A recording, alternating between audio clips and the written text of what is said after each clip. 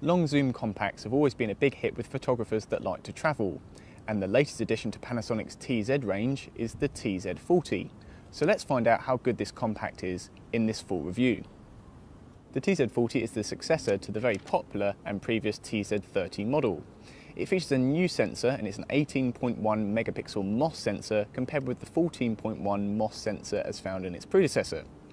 Now, it also features the 20 times optical zoom. Now, this offers an equivalent of 24 to 480 millimeters in 35 millimeter terms, and that is the same as found on the previous TZ30. Other improvements on this latest model include a slightly higher ISO range, which runs from 100 to 6400 if you increase the sensitivity. The native ISO range runs from 100 to 3200. Also at the back of the camera there's a new screen, and it features a 921K dot resolution. Again, this is an improvement on its predecessor. Just like we've seen on other Panasonic cameras in the past, the TZ40 features Lightspeed AF, which allows you to acquire focus in a fast time, as fast as 0.1 seconds. Elsewhere, the camera can also record a full resolution burst at 10 frames per second. Last time around, when we reviewed the TZ30, one of the points that we picked up on is the camera's lack of RAW support. And on the TZ40 the same can be said.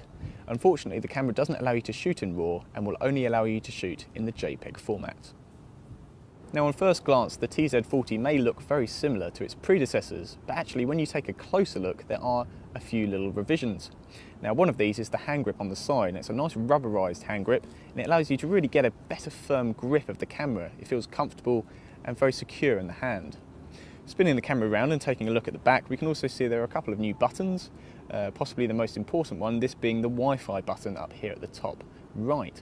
Now, this allows you just to connect the camera straight to a smartphone or smart device, allowing you instant image transfer. If we just spin the camera around and take a look at the side, we can also see that the camera supports NFC. Now, NFC stands for Near Field Communication, and what this allows you to do is just to communicate the camera with a smart device, such as a smartphone that is NFC enabled. So how does it work? Well, basically, you just touch the two devices together and you can just transmit your images from one device to the other very, very easily, just meaning that you don't need any cables. One of the main requirements a travel photographer needs from a compact such as the TZ40 is for it to be small and durable. The TZ40 does both of these, and you can just see by extending the lens and then just by contracting again just how small it really is. The performance of the TZ40 is very good indeed. It fires up very, very quickly, allowing you to shoot any spur of the moment shots, and the menu at the back is superb. It's clear and it's large as well. Very easy for those who may not be used to using a Panasonic camera to get used to. The big selling point of the TZ40 is its Wi-Fi connectivity, and the good news is it works really, really well. With Panasonic's image app, you can just transmit your images straight from your camera to your smart device very quickly and easily, and then you can just email them off to anyone that you want to share your images with. The Panasonic image app is not only great for playing back your images, it also allows you just to take remote control of the camera. You're given the option to control functions such as the zoom and exposure. However, you can't control variables such as shutter speed and aperture.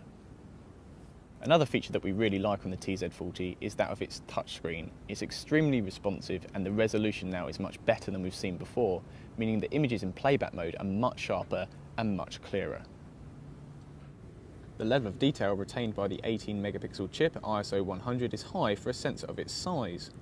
Colour noise is obvious at ISO 1600, and images do get slightly softer the higher you go.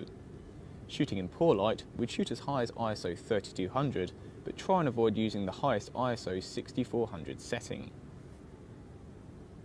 The colour that's resolved from the sensor is very impressive. Images are bright and vibrant on inspection, and overall we're very impressed by the image quality that's been resolved by the TZ40. Costing the same as the TZ30 when it was launched, the TZ40 costs £329.